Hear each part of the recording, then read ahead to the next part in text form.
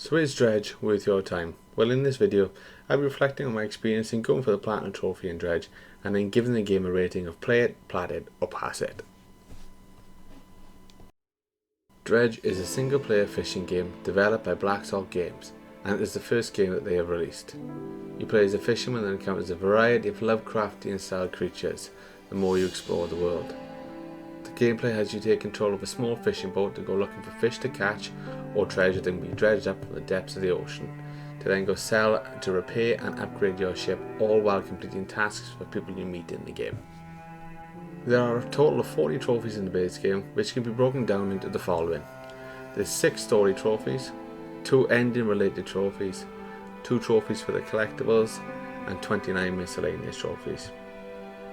Now, based off the guide that I use from PSN Profiles, the game is rated 3 out of 10 for difficulty. It only needs 1 playthrough to earn the platinum, and is estimated to take 20 hours to complete. I decided to play through the game to start with without using the guide, to get a more natural experience. So I started the game and decided to just do some fishing to earn some money and get an understanding of the controls and how the game worked, which didn't take long as the controls are very simple to learn. After getting an understanding of the basics, I then started to focus on getting the missions completed and make some progress towards beating the game. The first 2 missions were basic tasks to complete, such as catching specific fish and delivering a parcel to another town.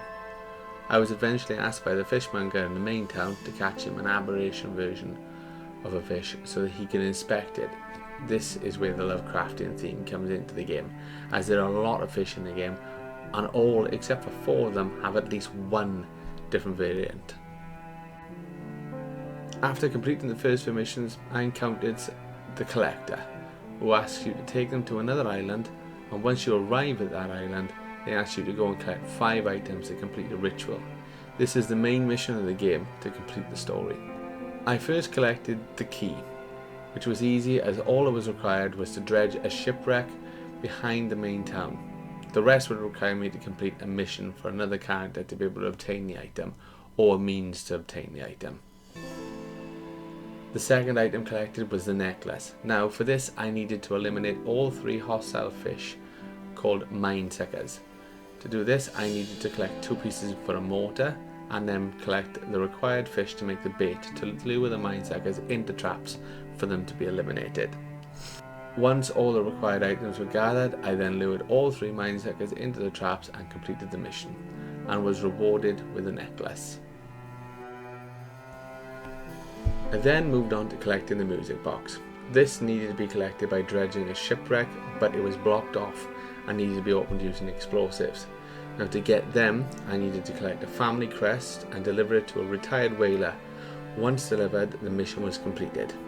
I was then able to purchase the explosives from the whaler and open up the shipwreck to dredge and collect the music box. The next item I went for was the ring. To obtain this, I had to complete the mission for the researcher, which involved collecting different species of fish and eventually getting the parts to add to the old research facility to repair the generator, and use it to scare the monster under it away, which then allowed me to dredge for the ring and be left with just 1 item to collect. Now I had 1 item left to be collected. This was the pocket watch. To get this, there were 3 shrines up in an area in the top right of the map. They needed specific fish to be placed on them to complete them, sort of like a Tetris puzzle. As a reward then, I would be given a flame that I had to take back to another temple, which once done, the fanatic walks into the fire, and then in the ashes is the pocket watch. Now that all the items had been collected, I had to return to the collector with the last one, as I had been delivering the other items to him as I had collected them, due to them taking up space in the hull of the ship. After handing over the last item, the game asks if you are ready to progress. This is the point the game is saved and you will return to once the last mission for the story is played out. Now all I had to do was take the collector to a glowing light in the ocean for him to complete the ritual to be reunited with his wife. And once completed, you see a woman rise from the ocean. But that's not all. A large figure also emerges in the background before the game ends and goes to the credits.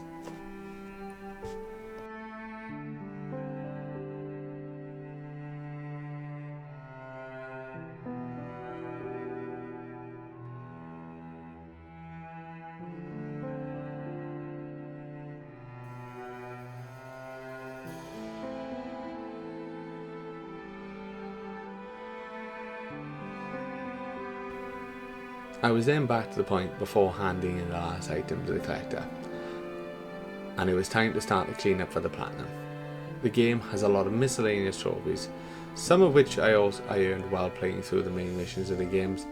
The main ones I had to focus on were completing all the side missions, completing the fish shrine puzzles, and catching one of every type of fish and all the aberration variants as well, and fully upgrading the ship.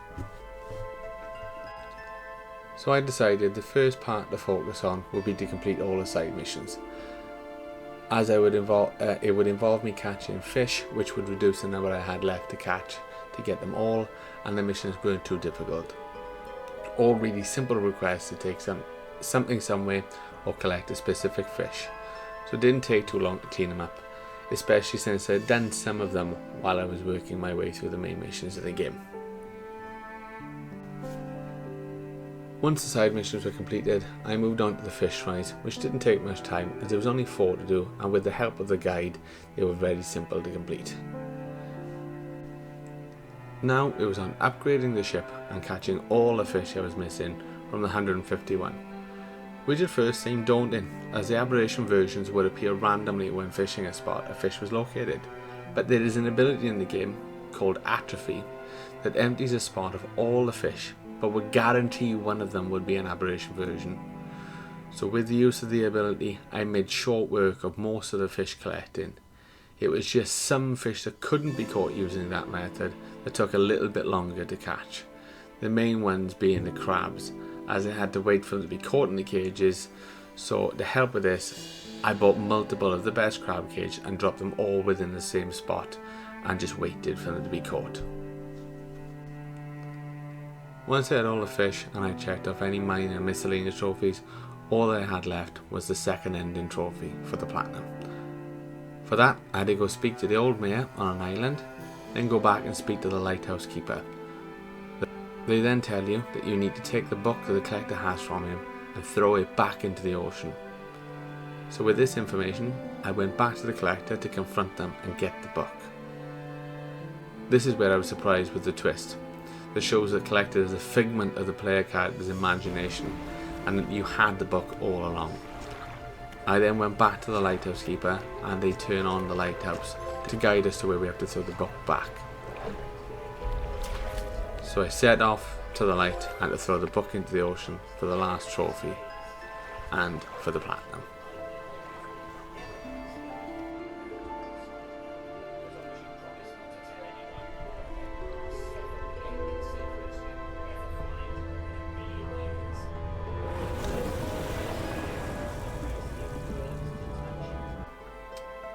When I started Dredge, I was just looking for a quick game to play through alongside the long grind of GT7, and as this was included in the PlayStation Extra, I thought I would give it a go.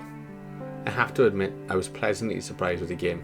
The gameplay is simple and easy to learn, but the part that I enjoyed the most was how they implemented the Lovecraft theme into the game and seeing all the different designs of the aberration fish and how weird they looked.